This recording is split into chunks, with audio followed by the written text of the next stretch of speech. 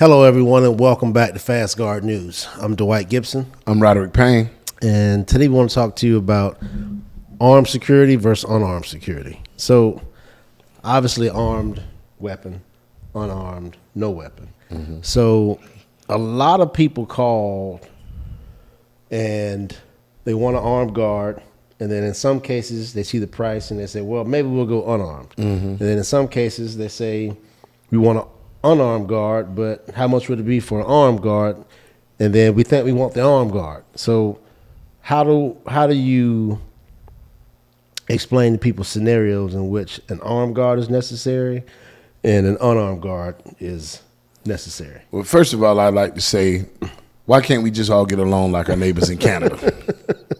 Because in Canada, the only time you're going to have an armed guard is on a armored truck protecting money.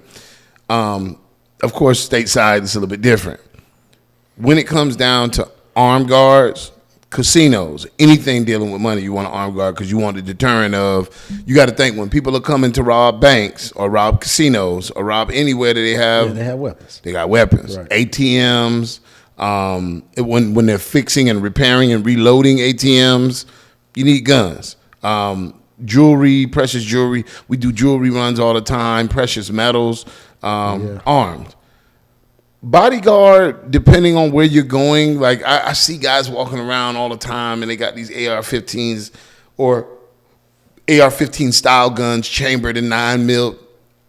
It looks aggressive and I love it. It's badass. But the reality of the situation is that in most cases, you're not going to be able to use an AR-15 style weapon. And then in other cases, you want to have the element of surprise. So like, you walking around with a gun and a badge on, people from out of the country, quick story, a lot of times, like when I was working on South Beach, when I was working as a police officer on off duty, or when I was working security in a uniform, they come up and they say police, because that's all they know. They, they see the badge, they see the person, police. Sometimes with an armed guard, it could bring more danger. Like you trying to walk a gun that large through a big crowd of people and you can't move. Remember, most of security is you're not going to get into a full-scale gunfight with somebody out in the open. Even like the Brinks, a lot of the Brinks truck drivers, you seen where they just hit one for like $1 million. And the guy put his hands up immediately. He didn't try to fight. There's another guy inside the truck.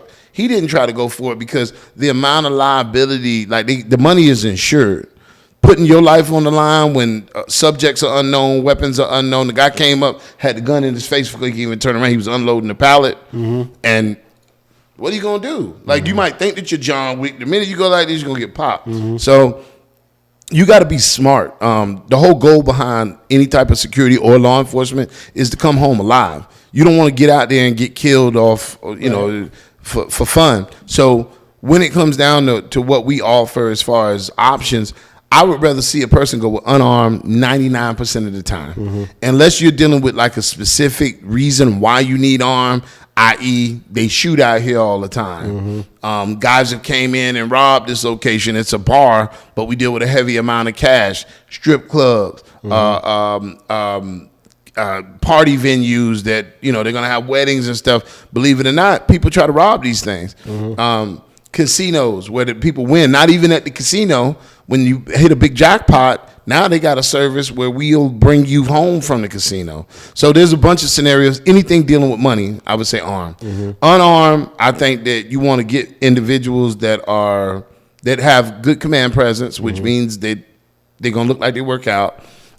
They're paying attention to what they're doing, but also I don't know if people understand the amount of liability that comes with what a security guard does on your property. Especially if there's a firearm present. Yeah.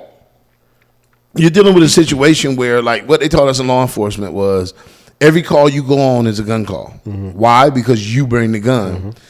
People don't understand that, like part of like law enforcement training in Florida, they spray you with mace and they make you do like 20 jumping jacks to start sweating. And then they make you retain your firearm, and they got two different guys trying to take your firearm from you. You get back, law enforcement, get back, police, get back. And they make you do that for a certain amount of time. And then some of the guys, in the class are going to be assholes. So they're going to be trying to pull you down. And even on the ground, you got to protect your weapon, because once you lose the weapon, even if you can't see it, I don't know if you ever been sprayed with pepper spray, like snot, eyes running, blurry vision, the whole nine. Then they make you say your first and last name, your social security number out loud, say where you're at, which direction you're pointing. They try to get some stuff out of you, because same thing when you're running. You got a lot of guys that run up and down stairs and they're completely out of breath. Or walk upstairs. Where are you? Because that's the big thing in law enforcement. Where are you? We're trying to get to you. We're trying to get to you for backup. Where are you? And a lot of guys can't even tell where they are. So high stress situations calls for trained individuals with firearms. The rest of it is best to have video shoots. A lot of rappers, for whatever reason, they're beefing or they got some stuff going on. This person said if they catch them, they're going to do this. You need to have firearms on deck, because just look at what happened with, like we talked about, the Sauce Walker situation in Memphis. Somebody lost their life over that. And they didn't rob them. They just shot them and killed them. So there's certain situation that calls for armed. Like a guard protecting a construction site, though it might sound cool to say, let me have an armed guard. Think about what a guard is doing on a construction site. In most cases, they're out there. It's late at night. There's a bunch of equipment. Everything moves. You don't want somebody out there pulling out a gun, and maybe some kids are going to be trying to hide on the construction site. Right. You want a person to observe and report. Hey, let me call 911 real quick. I see some stuff over there. I'm not about to go and try to press it. Unless it's like in a desolate area. We were in the middle of the desert in the Mojave and didn't have armed guards out there. The client doesn't want it. Plus, they had rocket fuel out there. So if you did get into something, you shoot somebody or shoot at something and miss, the hydrogen. So anyway, you don't want to bring more liability where it's not needed. And we try to talk to clients about this all the time, but some people are hell-bent determined on armed. So, okay, you got armed. You want armed, you got armed. Employee termination, somebody made a credible threat, armed. An event, unarmed, unless they're dealing with a cash till. Hey, we need somebody to walk the cash from this point to the deposit. Birthday party, unarmed, unless it's a birthday party and you got somebody to say, we're going to come by and we're going to shoot the birthday party up. That happens. What if the client is insisting on an armed guard presence for his 16-year-old son's birthday party? We want to know why. Think about what's out there. 16-year-olds to us, and they're not considered adults, so we consider them babies. So you got a gun with a bunch of babies, regardless of what goes on. You don't want to be the person that tries to be the hero and then you mess around and hit one of these kids, cut their life short, paralyze somebody. Like, the liability is so high. And I want the security guards to think about it. You got a lot of guys that say, I'm not working unless it's armed. And it's like, bro, are you scared? You don't know how to use these? You win some, you lose some. But you live. So, you see all of these things. And you see people react in a certain way. Like, I get pissed off when I hear guys talking to the scheduling department like, I don't work unless it's armed. It's like, what kind of punk are you? That's the problem really with law enforcement, is that a lot of these guys, you ever hear people say, take that gun and that badge off, you ain't no real man. It's the truth. You got a lot of guys that would shrink down to puny miniature size with the gun and the badge, man, they grow, you can't even fit them in this room. There's a power up. But as soon as they take their gun to bed, hey, man, let's talk about it, man. Clark Kent. Exactly. The mild-mannered Clark Kent. It's insanity, and I think that it needs to stop. I believe that if you have the correct command presence, I did 11 years in law enforcement. Luckily, I was able to retire early because we're so successful in security. In 11 years, I probably pulled my gun easily 300 times, right? I've used my gun 0 times. I didn't have to shoot anybody. I didn't have to do anything other than give verbal commands, because it might have been a situation where it was a felony stop and they had firearms in the car and we got to give them commands when they come out. But I never had to pull a trigger in the line of duty. Vice versa, I never been shot at. So I think the command presence and keeping your head on the swivel and understanding the job you're there to do says a lot.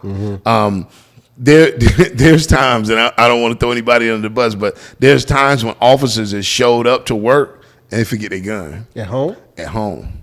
So they got a full gun belt on, No gun. no gun, and they trying to like hide it. And I've seen guys work full shifts with no gun, or they left their magazines home. Like they got the whole gun and they left the magazine. No That's bullets. That's why a lot of departments use the same gun so that everybody just can swap out magazines if in a situation. But man, I've seen it, and I remember like we had a event hall at our police department.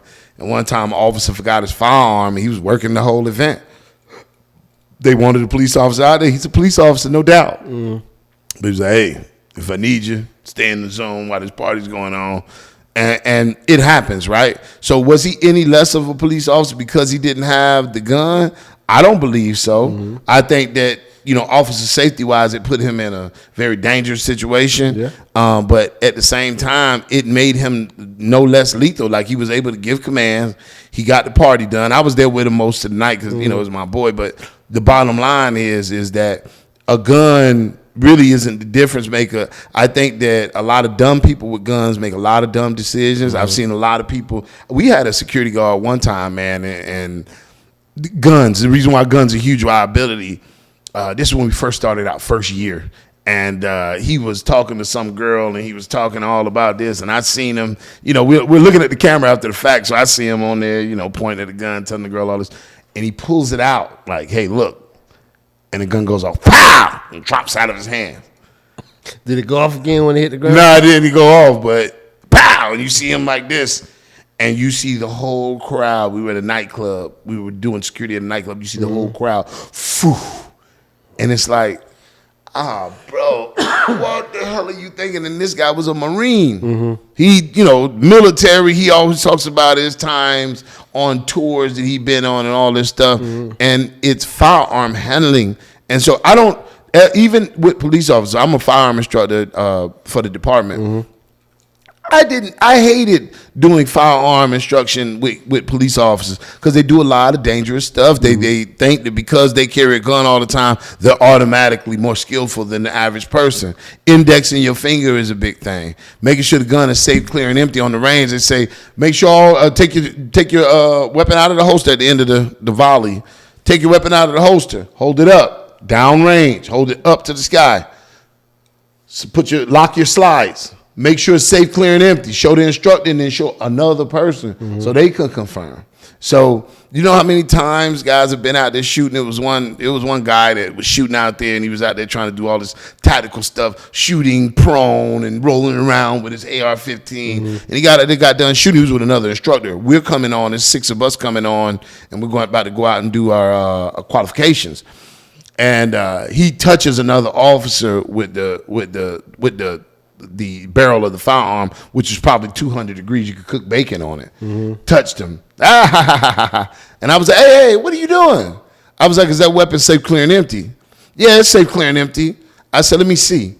Pulled it back, a bullet popped out. So just that easy, he could have ended somebody's life. And it's like, it's not worth it. So like when you see these situations go on, that's why I said, like, I was a fire instructor with the department. I still kept my license to do firearm instruction, and over the last few years, I let it lapse. There's no way. I get nervous. I've seen people shoot guns at the range, and then, hey, the gun's not working. It's not firing. I don't want to be there when those type of accidents happen. Same thing with people with badass kids. When I see people with kids that don't pay attention to their kids, and we like at the pool or something, I tell my family, hey, let's go ahead and get out of here. I don't even want to be here if that's going to happen. I'll tell, hey, could you please watch your child? They're doing like front flips head first into a 2-foot pool. They're going to paralyze us. Oh, no, they're fine. They know what to do. Hey, guys, let's haul it. Same thing at the gun range. We seen some guys. I'm doing a class, and I got people over there, and we're doing all the whole thing. And I'm looking down, and guys have a Draco, which is a miniature AK-47. And they're holding it, taking a picture, but the whole rule with the range is always keep the weapon pointed down range. So pretend you're me. They're like this, holding the gun outside. So there's bulletproof barriers on both sides. They step out of the bulletproof and they're taking a picture. They're holding the gun like this. So that's the head of the gun and the barrel pointed at you. And they're like this, smiling for the camera. And I'm like, I say, whoa, hey, fellas, put the weapon down, please. I didn't have a vest on. Usually when I go do training, I got a vest on. Put the weapon down, please. They put it down. So, oh, no, my bad, this and that. So they was like, no, man, we totally forgot. We're sorry. I said, it's all good. I packed my class. Said, just give us 2 seconds. I had to pack up the rest of this firearms and these bullets. We getting the fuck out. Because there's no way I'm going to be a casualty at a shooting range because some asshole's taking a selfie. Like, no. So, again, keep that in mind when you're hiring armed guards because they're people too. They're people too. Right. Accidents happen. You got guys that go, police officers that go take a number 2 and leave their gun in the bathroom. It happens. I'm talking about it happens more than you think. You got guys that transition, and a lot of guys like to look tough, so they wear these chest hoists and all this stuff. And so we had a guy that was pulling his firearm out of a chest hoist and putting it into his side hoist or to his gun belt. Shot a hole in the roof. So he pulled the gun out. I know in law enforcement, they got something called the pucker factor. That means your butt puckers up like this because you got scared. They talking about pucker factor -10. So you couldn't even fit light through them. He probably almost blew his brains out. He went like this, he told me, and went to put it down. That makes no sense. If I'm transitioning. Yeah. Go here and go straight down. Hey, the gun went off, blew a hole in the roof, probably blew his eardrums out. And there was other people. He was in traffic. So just think about all of the things. I'm not preaching against armed guards because we got them too, and we love selling them. Just driving home the point that the mere presence of a gun increases the likelihood. Understand that amount of liability. Something happening with said gun. And don't give me that. That's why we want to hire police. Hey, police do dumb shit too. Right. So don't ever fool yourself thinking they are also people. They're also people. Also, another quick fact. When I went to go and do my class for a firearm instructor, there were about 35, 40 guys out there.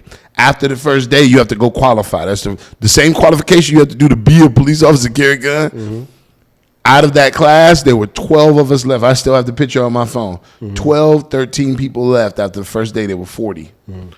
All of those people couldn't shoot and wanted to be firearm instructors. Wow. So just think about that. Like, there's no guarantee that a person is some type of whiz with a gun because they're a police officer. So the majority of security officer situations, 80%, 85% should be unarmed. They should be unarmed unless you're dealing with money. Money, high risk situations, high value material being transported, gun. But that's not as frequent as unarmed security. Like you want a guy to walk up and down the stairs and do a fire watch. He doesn't need an AR-15 to do the fire. It's craziness. So if you guys need armed security, we can provide it. If you need unarmed security, we can also provide that. You can reach us online at www.fastguardservice.com and by phone at 844-25-GUARD. We hope to hear from you soon. Thank you and have a good night. Thank you, guys.